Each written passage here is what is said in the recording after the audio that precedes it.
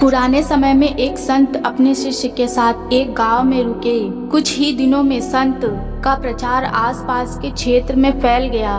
तब उनके प्रवचन सुनने और दर्शन करने के लिए दूर दूर से लोग आने लगे। यह देखकर उसी गांव का एक पंडित परेशान हो गया।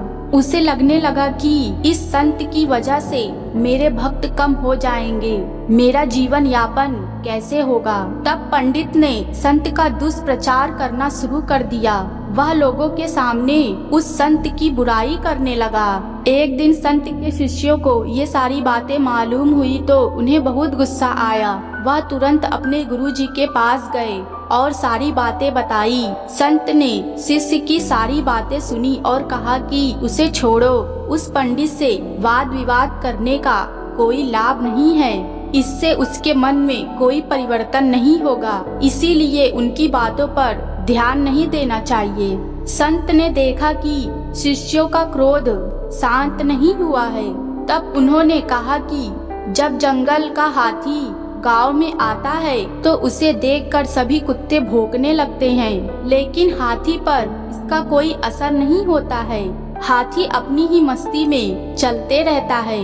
कुत्ते भौंकते हुए थक जाते हैं और वापस अपने इलाके की ओर भाग जाते हैं। हमें अपनी बुराई करने वालों के साथ इसी तरह पेश आना चाहिए। हमें सिर्फ अपना काम ईमानदारी से करना चाहिए और सत्य के मार्ग पर आगे बढ़ते रहना चाहिए।